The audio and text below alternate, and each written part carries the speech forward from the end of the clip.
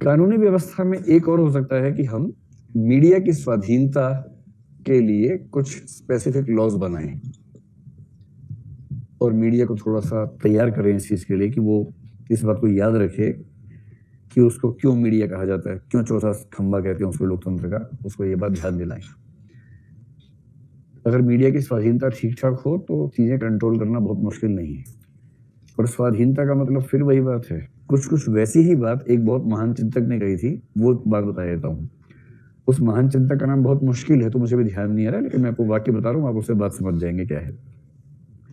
उससे किसी ने पूछा कि स्वाधीनता क्या होती है। उसने कहा, यदि कोई व्यक्ति जंजीरों में नहीं बंधा है तो वो स्वाधीन है। और ये बात स्वतंत्रता की नकारात्मक धारणा के रूप में बहुत प्रसिद्ध हो गई। यदि कोई व्यक्ति जंजीरों में नहीं बंधा है तो वो स्वतंत्र है। प्रश्न है कि कोई जंजीरों में नहीं बंधा है पर उसके पास खाना खाने के पैसे भी नहीं है, उसके पास पढ़ाई करने के लिए स्कूल नहीं है, और तबीयत खराब होती है तो दवाई लेने के लिए हॉस्पिटल्स नहीं है, डॉक्टर्स नहीं है। क्या सचमुच वो अपनी स्वाधीनता का कंजम्पशन करने की हालत में है या नाम मात्र की स्वाधीनता है? तो नाम मात्र की स्वाधीनता है। इसलिए मीडिया स्वतंत्र है का मतलब ये नहीं होता कि किसे रोका है। इसका असली मतलब है कि सरकार की तरफ से मीडिया को प्रभावी तरीके से ये भरोसा रहे कि आप हमारे भी खिलाफ बात करेंगे, आलोचना करेंगे तो भी चिंता मत कीजिएगा, हम आपके खिलाफ कोई कदम नहीं उठाएंगे, आपको सच में स्वाधीनता होनी चाहिए। ये विश्वास दिलाने का मसला है। दूसरा, मीडिया, हम सिर्फ कानून की बात नहीं कर रहे, हम कह रहे हैं कि मीडिया के जो लोग हैं उनकी ट्रेनिंग और अवेयरनेस जैसा कुछ अगर हो। अभी जो मीडिया के स्कूल्स हैं वो दो तरह के हैं। जैसे आपने एक इंस्टीट्यूट का नाम सुना होगा जो जेएनयू के पास है, उसका नाम क्या है? IIMC, Indian institute of mass communication. या जामिया मिलिया इस्लामिया में भी एक इंस्टीट्यूट है, MCRC बोलते हो, सब शायद नाम चेंज कर दिया उसका। मास कम्युनिकेशन रिसर्च सेंटर पहले हुआ करता था, जिसमें शाहरुख खान पढ़ता था, 1 साल पढ़ के फिर चला गया था यहाँ से। काफी अच्छा कोर्स माना जाता वो वाला। पर एक रोचक स्थिति है, अगर आप IIMC या MCRC चले गए और आपने वहां 2 साल या 1 साल जो भी कोर्स किया, पढ़ाई की, तो बहुत अजीब सी स्थिति है कि उसमें 70, 80, कभी कभी शायद 90% तक जो पढ़ाया जाएगा वो मीडिया की टेक्निक्स पे नहीं होगा, बल्कि वो उस समझ पे होगा जो मीडिया में जाने से पहले किसी व्यक्ति की होनी चाहिए। आप मीडिया में जाएंगे, 2 चीजें चाहिए ना आपको। एक चाहिए लिखने, जैसे प्रिंट मीडिया में जा रहे हैं मान लीजिए, या वेबसाइट में आपको लिखने के लिए जाना है, आपको क्या चीजें होनी चाहिए आपके पास? पहली चीज होनी चाहिए कि आपके पास लिखने का कौशल हो। आप बहुत अच्छे तरीके से, बहुत कम शब्दों में बहुत सटीक बात लिख सकते हो जिसको पढ़कर किसी पाठक का मन करे पढ़ने का। एक तो ये स्किल चाहिए, लेकिन उससे पहले चाहिए वो चीज जो लिखनी है।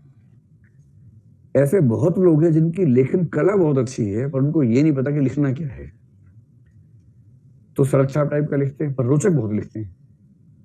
सड़क छाप किस्म की बात बहुत रोचक तरीके से लिखते हैं, और ऐसे पत्रकारों का बोलबाला है, ऐसे बहुत सारे अखबार, बहुत सारे चैनल्स हैं जिसपे इसी तरह की न्यूज चलती है रात दिन।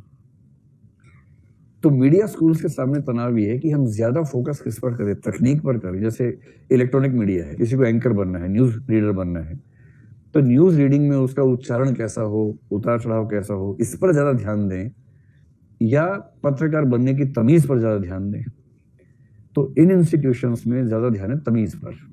हालांकि ये जरूर है कि इनकी विचारधारा एक तरफ झुकी होती है, जो लेफ्ट की तरफ बहुत ज्यादा झुकी हुई है, और इस वजह से वहां से पढ़ने वाले व्यक्तियों में बैलेंस की आमतौर पर बहुत खतरनाक कमी दिखाई देती है।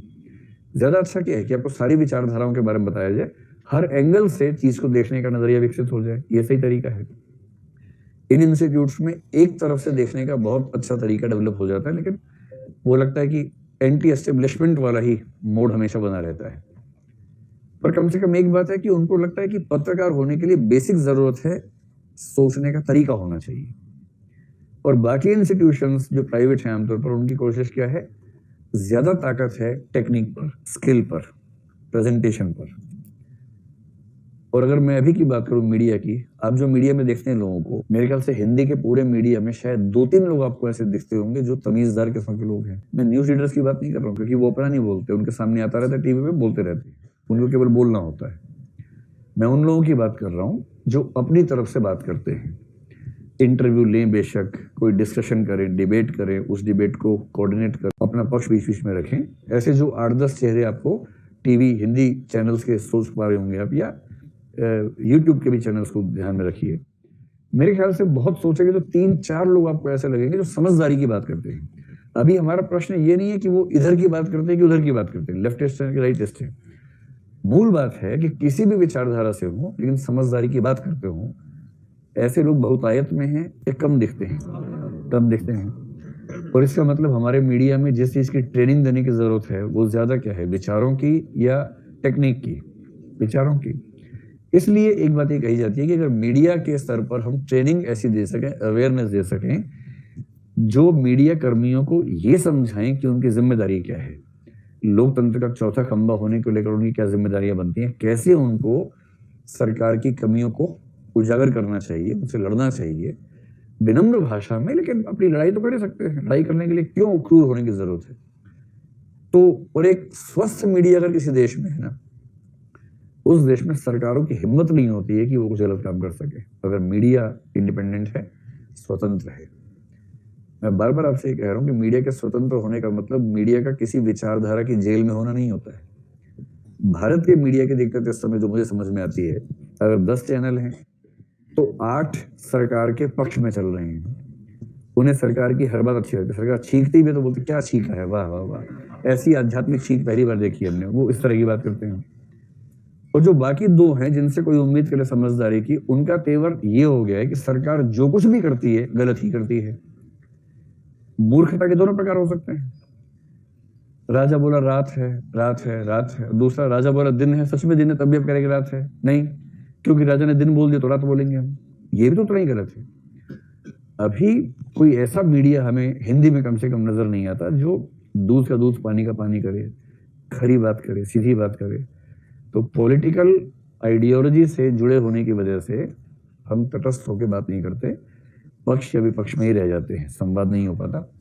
तो आप जो कहेंगे कि मीडिया कर्मियों को ऐसी ट्रेनिंग मिले जो उनके आइडियोलॉजिकल पक्षों को खोले, जिम्मेदारी के पक्ष को समझाए, अवेयरनेस पैदा करे और उन्हें यह समझाए कि सरकार का समर्थन या विरोध करना उनका धर्म नहीं है, तथ्यों की ठीक से पड़ताल करना, सही विश्लेषण करना, समाज तक पहुंचाना, ये उनका मूल काम है।